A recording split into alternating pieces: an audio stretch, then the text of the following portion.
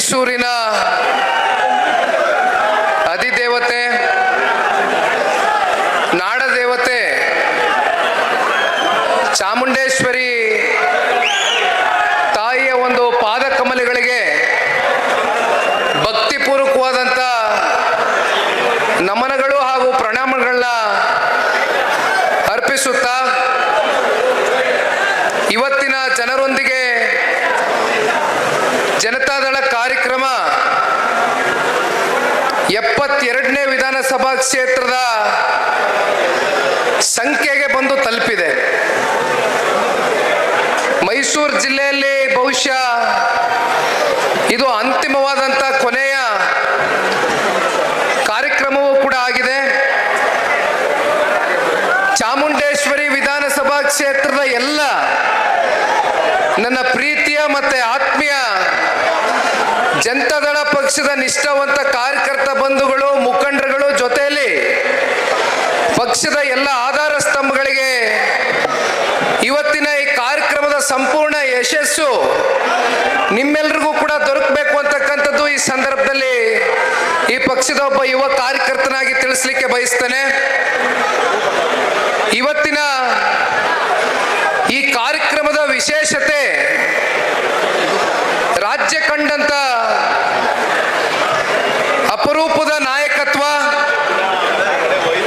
ಸದಾಕಾಲ ಜನರಿಗೋಸ್ಕರ ಜನರ ಮಧ್ಯೆ ಜನರ ಧ್ವನಿಯಾಗಿ ಒಬ್ಬ ರೈತನ ಮಗನಾಗಿ ರೈತರ ಪ್ರತಿ ಹಂತದ ಸಂಕಷ್ಟವನ್ನು ಕೂಡ ಅರ್ಥೈಸ್ಕೊಂಡು ಅವರ ಜೊತೆಯಲ್ಲಿ ಬಹಳ ಗಟ್ಟಿಯಾಗಿ 7.5 ಕೋಟಿ ಕನ್ನಡಿಗರ ಬಾಳನ್ನು ಹಸನಗೊಳಿಸ್ತಕ್ಕಂಥದ್ದಕ್ಕೆ ಪ್ರಾಮಾಣಿಕ ಸೇವೆಯನ್ನು ಸಲ್ಲಿಸ್ತಾನೆ ಬರ್ತಾ ಇರ್ತಕ್ಕಂಥ ನಮ್ಮ ನಿಮ್ಮೆಲ್ಲರ ನೆಚ್ಚಿನ ಮಾಜಿ ಮುಖ್ಯಮಂತ್ರಿಗಳು, ಇಂದಿನ ಕೇಂದ್ರದ ಸಚಿವರಾಗಿರ್ತಕ್ಕಂಥ ಸನ್ಮಾನ್ಯ ಕುಮಾರಣ್ಣ ಅವರು ಚಾಮುಂಡೇಶ್ವರಿ ವಿಧಾನಸಭಾ ಕ್ಷೇತ್ರಕ್ಕೆ ಇಂದಿನ ಕಾರ್ಯಕ್ರಮಕ್ಕೆ ಬರಲೇಬೇಕು ಅಂತಕ್ಕಂಥ ಪ್ರೀತಿಯಿಂದ ತಾವೆಲ್ಲರೂ ಕೂಡ ಅವ್ರನ್ನೇನು ಬರ್ಮಾಡ್ಕೊಂಡಿದ್ದೀರಿ.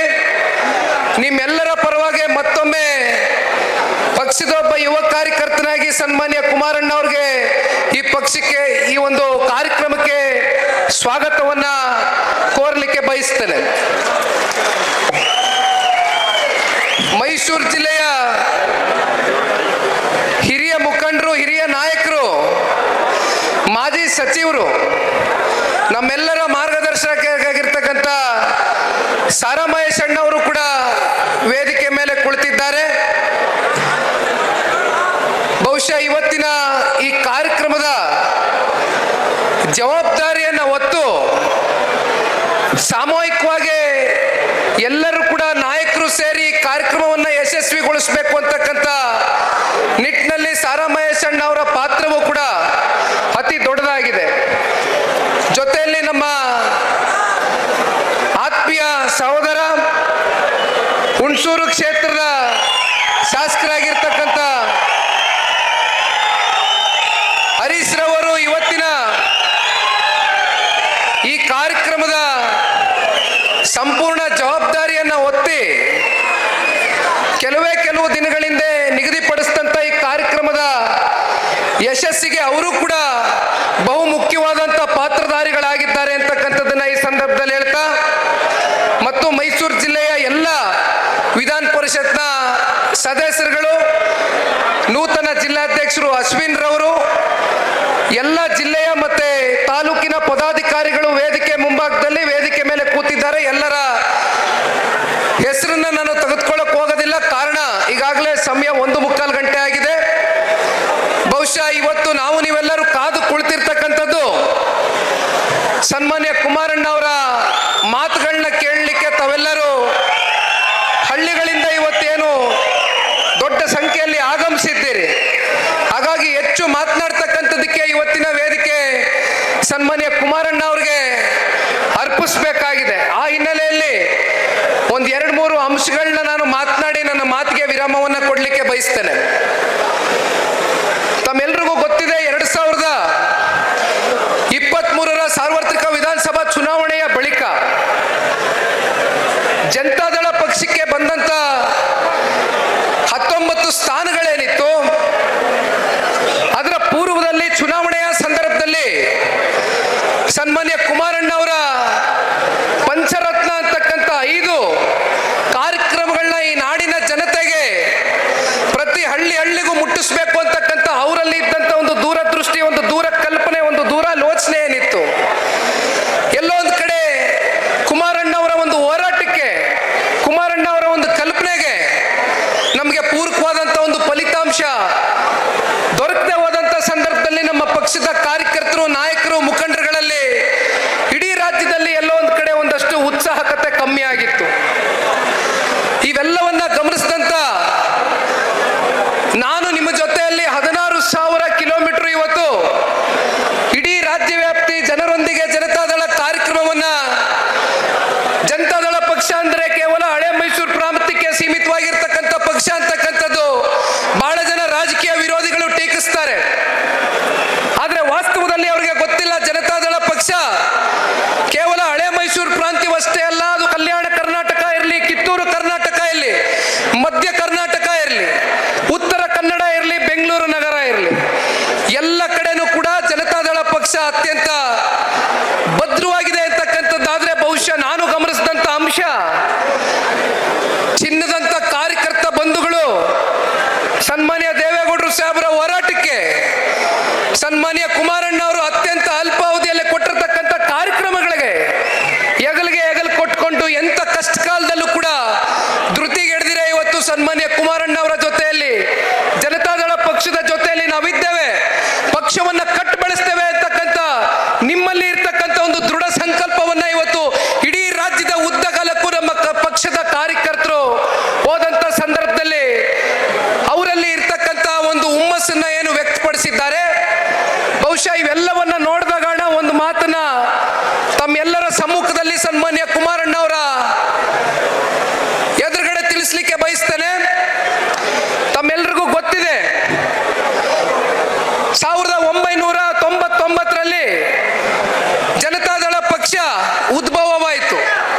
ಸರಿಸುಮಾರು 25 ವರ್ಷಗಳ ಕಾಲ ಒಂದು ಪ್ರಾದೇಶಿಕ ಪಕ್ಷ ಕನ್ನಡ ನಾಡಿನಲ್ಲಿ ಕರ್ನಾಟಕದ ಅಸ್ಮಿಯತೆಗೋಸ್ಕರ ನಾಡಿನ ನೆಲ, ಜಲ, ಭಾಷೆಗೆ ಸುದೀರ್ಘ ಕಾಲ ಹೋರಾಟವನ್ನ ಮಾಡಿರ್ತಕ್ಕಂಥ ರೈತರ ಪಕ್ಷ ಅಂತಾನೆ ಗುರುತಿಸಿಕೊಂಡಿರ್ತಕ್ಕಂಥ ನೀವು ಬೆಳೆಸಿರ್ತಕ್ಕಂಥ ಜನತಾದಳ ಪಕ್ಷವನ್ನ ಇತ್ತೀಚಿನ ದಿನಗಳಲ್ಲಿ 25 ವರ್ಷ ಬೆಳ್ಳಿ ಹಬ್ಬವನ್ನ ಆಚರಣೆ ಮಾಡಿದೆ ಅಂತಕ್ಕಂಥದ್ದಾದ್ರೆ ಅದಕ್ಕೆ ಬಹುಪಾಲು ನಮ್ಮ ನಿಷ್ಠಾವಂತ ಕಾರ್ಯಕರ್ತ ಬಂಧುಗಳಿಗೆ, ನಮ್ಮ ಮೈಸೂರು ಜಿಲ್ಲೆಯಲ್ಲಿ ಇರ್ತಕ್ಕಂಥ ವಿಶೇಷವಾಗಿ ನಮ್ಮ ಚಾಮುಂಡೇಶ್ವರಿ ವಿಧಾನಸಭಾ ಕ್ಷೇತ್ರದಲ್ಲಿ ಎಲ್ಲ ನಮ್ಮ ತಂದೆ ತಾಯಂದ್ರುಗಳು, ನೀವು ಪುಣ್ಯಾತ್ಮರು, ಸುದೀರ್ಘವಾದಂಥ ಸನ್ಮಾನ್ಯ ದೇವೇಗೌಡರು ಕುಮಾರಣ್ಣ ಅವರ ರಾಜಕೀಯದ ಒಂದು ಹೋರಾಟಕ್ಕೆ ನಿರಂತರವಾಗಿ ಕೊಟ್ಟಿರ್ತಕ್ಕಂಥ ಬೆಂಬಲ ಇವತ್ತು ಜನತಾದಳ ಪಕ್ಷ ನಿಮ್ಮ ಕಣ್ಣೆದುರುಗಡೆ 25 ವರ್ಷಗಳ ಕಾಲ ಬೆಳ್ಳಿ ಹಬ್ಬವನ್ನು ಆಚರಣೆ ಮಾಡಿದೆ. ಇದರ ಮಧ್ಯೆ ಕಳೆದ 25 ವರ್ಷದಿಂದ ಎಷ್ಟೋ ಜನ ಈ ಪಕ್ಷದಲ್ಲಿ ಟಿಕೆಟ್ ಅನ್ನ ತಗೊಂಡು ನಿಮ್ಮೆಲ್ಲರ ಹೋರಾಟ, ನಿಮ್ಮೆಲ್ಲರ ದುಡಿಮೆ, ಕಾರ್ಯಕರ್ತರ ಶ್ರಮ 54 ಜನ ಶಾಸಕರಾದ್ರು, ಸಂಸದರಾದ್ರು, ಮಂತ್ರಿಗಳಾದ್ರು, ಕೊನೆಗೆ ಉಪಮುಖ್ಯಮಂತ್ರಿ ಪಟ್ಟದವರೆಗೂ ಎತ್ಕೊಂಡೋಗಿ ಕೊಂಡೊಯ್ತಕ್ಕಂಥ ಕೆಲಸವನ್ನ ಮೈಸೂರು ಜಿಲ್ಲೆಯಿಂದ ತಾವೆಲ್ಲರೂ ಕೂಡ ಪಕ್ಷಕ್ಕೆ ಒಂದು ಶಕ್ತಿಯನ್ನು ತಂದುಕೊಟ್ರಿ. ಇಡೀ ರಾಜ್ಯದಲ್ಲಿ 54 ಜನ ಪಕ್ಷವನ್ನ ತ್ಯಜಿಸಿ ಹೋಗ್ತಾರೆ. ಆದ್ರೂ ಕೂಡ ಪಕ್ಷ ಇಷ್ಟು ಗಟ್ಟಿಯಾಗಿ ನೆಲೆ ಊರಿದೆ ಅಂದ್ರೆ ಹಳ್ಳಿಗಳಲ್ಲಿ ಆ ಮರದ ಕೆಳಗಡೆ ಕಟ್ಟೆಗಳಲ್ಲಿ ಕೂತ್ಕೊಂಡು ರೈತರುಗಳು ಹೊಲ ಗದ್ದೆಗಳಲ್ಲಿ ನಿರಂತರವಾಗಿ ನೀವು ಮಾಡ್ತಕ್ಕಂಥ ಕಷ್ಟ ಜೀವಿಗಳು ಏನ್ ಕಷ್ಟ ಪಡ್ತೀರಿ, ಇವತ್ತು ಏನಾದ್ರೂ ಜನತಾದಳ ಪಕ್ಷ ಅಲ್ಪ ಸ್ವಲ್ಪ ಕನ್ನಡ ನಾಡಿನಲ್ಲಿ ಉಸಿರಾಡ್ತಾ ಇದೆ ಅಂದ್ರೆ ಅದಕ್ಕೆ ಬಹು ಮುಖ್ಯವಾದಂತ ಪಾಲು ಮೈಸೂರು ಜಿಲ್ಲೆಯ ಎಲ್ಲ ನನ್ನ ತಂದೆ ತಾಯಂದ್ರಿಗೆ ಸಲ್ಲಿಸಬೇಕು ಅಂತಕ್ಕಂಥದ್ದು ಈ ಸಂದರ್ಭದಲ್ಲಿ ತಿಳಿಸ್ಲಿಕ್ಕೆ ಬಯಸ್ತೇನೆ. ನಾವೆಲ್ಲರೂ ಇವತ್ತು ಒಂದು ಶಪಥವನ್ನ ಮಾಡಬೇಕಾಗ್ತದಣ್ಣ. ಮೈಸೂರು ಜಿಲ್ಲೆಯಲ್ಲಿ ಇರ್ತಕ್ಕಂಥ 11 ವಿಧಾನಸಭಾ ಕ್ಷೇತ್ರಗಳಲ್ಲಿ 11ಕ್ಕೆ 11 ಕೂಡ NDA ಅಭ್ಯರ್ಥಿಗಳ ಗೆಲ್ಲುವ ಮೂಲಕ ಅದರಲ್ಲಿ ಬಹುಪಾಲು ಜನತಾದಳ ಪಕ್ಷದ ನಾಯಕರುಗಳು ಸ್ಪರ್ಧಿಗಳಾಗಿ ಇಳಿದು ಮೈಸೂರು ಜಿಲ್ಲೆಯಲ್ಲಿ ಮತ್ತೊಮ್ಮೆ ಜಿಲ್ಲೆಯ ಎಲ್ಲ ನನ್ನ ತಂದೆ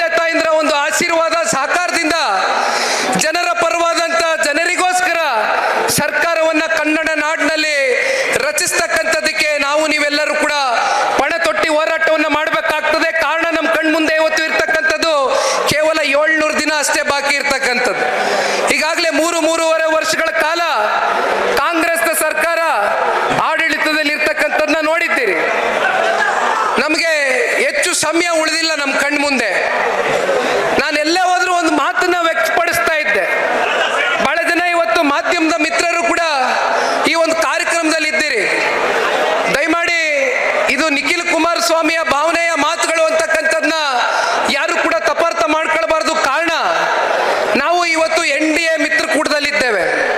ಭಾರತೀಯ ಜನತಾ ಪಾರ್ಟಿಯು ಕೂಡ ನಮ್ಮ ಮಿತ್ರ ಪಕ್ಷವಾಗಿರ್ತಕ್ಕಂಥ ಹಿನ್ನೆಲೆಯಲ್ಲಿ ಮುಂದೆ 2028ರ ಫಲಿತಾಂಶದ ಬಳಿಕ ಯಾರು ಮುಖ್ಯಮಂತ್ರಿ ಸ್ಥಾನದಲ್ಲಿ ಹೋಗಿ ಕೂತ್ಕೊಳ್ತಾರೆ ಅಂತಕ್ಕಂಥ ನಿರ್ಧಾರ ನಿಖಿಲ್ ಕುಮಾರಸ್ವಾಮಿ ಆಗಲಿ ಅಥವಾ ಪಕ್ಷದ ಯಾವುದೇ ನಾಯಕರಾಗಿ ಇವತ್ತು ನಾವು ಚರ್ಚೆ ಮಾಡ್ತಕ್ಕಂಥದಕ್ಕೆ ಹೋಗೋದಿಲ್ಲ. ಆದರೆ ನಾನು ಎಲ್ಲಾದ್ರೂ ಕೂಡ ಒಂದು ವಿಚಾರವನ್ನ ರಾಜ್ಯಾದ್ಯಂತ ಜನಗಳು ಓಡಾಡಬೇಕಾದ್ರೆ ರಾಜ್ಯದ ಉದ್ದಗಲಕ್ಕೂ ಜನ ಕುಮಾರಣ್ಣವರ ಒಂದು ಅಲ್ಪ ಅವಧಿಯ ಒಂದು ಆಡಳಿತವನ್ನು ಸ್ಮರಿಸ್ಕೊಳ್ತಾ ಇರ್ತಕ್ಕಂಥದ್ದನ್ನ ನಿರಂತರವಾಗಿ ನಾನೇನು ಕಂಡಿದ್ದೇನೆ. ಇದು ನಿಖಿಲ್ ಕುಮಾರಸ್ವಾಮಿಯ ಭಾವನೆ ಅಲ್ಲ, ನಿಖಿಲ್ ಕುಮಾರಸ್ವಾಮಿಯ ಬಯಕೆ ಅಲ್ಲ, ಅಥವಾ ಕೇವಲ ಜನತಾದಳ ಪಕ್ಷದ ಕಾರ್ಯಕರ್ತರ ಆಸೆ ಆಕಾಂಕ್ಷೆಗಳಲ್ಲ. ಬದಲಾಗಿ ಕನ್ನಡ ನಾಡಿನ 7.5 ಕೋಟಿ ಕನ್ನಡಿಗರು ಕುಮಾರಣ್ಣವರು ಇದ್ದಂಥ ಸಂದರ್ಭದಲ್ಲಿ ಕುಮಾರಣ್ಣವರ 20 ತಿಂಗಳು 14 ತಿಂಗಳ ಆ ಆಡಳಿತದಲ್ಲಿ ಕರ್ನಾಟಕ ರಾಜ್ಯ ಕಂಡಂತ ಒಂದು ಸುವರ್ಣ ಯುಗ ಏನಿದೆ, ಬಹುಶಃ ಕನ್ನಡ ನಾಡಿನ ಜನತೆ ಇವತ್ತಿಗೂ ಕೂಡ ಹೃದಯದಲ್ಲಿ ಅದನ್ನ ಬಹಳ ಗಟ್ಟಿಯಾಗಿ ಸ್ಮರಿಸ್ಕೊಳ್ತಾ ಇರ್ತಕ್ಕಂಥದ್ದನ್ನ ನಾನು ಕಣ್ಣಾರೆ ನೋಡಿದ್ದೇನೆ.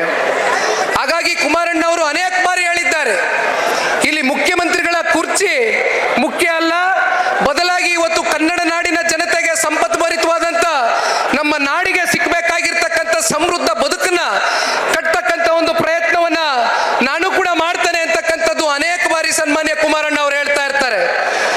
ಇವತ್ತು ಕುಮಾರಣ್ಣ ಅವರು ಅನಿರೀಕ್ಷಿತವಾಗಿ ಲೋಕಸಭಾ ಚುನಾವಣೆಯಲ್ಲಿ 2024ರ ಮಂಡ್ಯದಲ್ಲಿ ನಿಲ್ಬೇಕಾದಂತ ಒಂದು ಪರಿಸ್ಥಿತಿ ಬಂತು.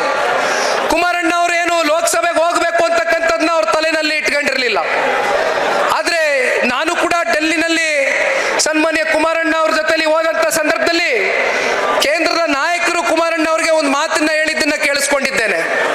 ಹಳೆ ಮೈಸೂರು ಪ್ರಾಂತ್ಯದಲ್ಲಿ 2 ಕ್ಷೇತ್ರಗಳಲ್ಲಿ ನಾವು ಹಿನ್ನಡೆಯನ್ನ ಕಂಡಿದ್ದೇವೆ ಹೊರತುಪಡಿಸಿದ್ರೆ ಇನ್ನು ಮಿಕ್ಕಂತ ಹಳೆ ಮೈಸೂರು ಪ್ರಾಂತ್ಯದ ಕ್ಷೇತ್ರಗಳಲ್ಲಿ ಎಲ್ಲಾ ಕಡೆಯೂ ಕೂಡ NDA ಒಂದು ಅಭ್ಯರ್ಥಿಗಳ ಗೆಲುವಿಗೆ ಪೂರಕವಾದಂತ ಒಂದು ವಾತಾವರಣ ಸೃಷ್ಟಿಯಾಗಬೇಕು ಅಂದ್ರೆ ಸನ್ಮಾನ್ಯ ಕುಮಾರಣ್ಣ ಅವರು ಲೋಕಸಭಾ ಚುನಾವಣೆಯಲ್ಲಿ ಸ್ಪರ್ಧೆ ಮಾಡಬೇಕು ಅಂತಕ್ಕಂಥದ್ದು ಭಾರತೀಯ ಜನತಾ ಪಾರ್ಟಿಯ ಕೇಂದ್ರದ ನಾಯಕರು ಹೇಳಿದಂಥದ್ದನ್ನ ನಾನು ಕಂಡಿದ್ದೇನೆ.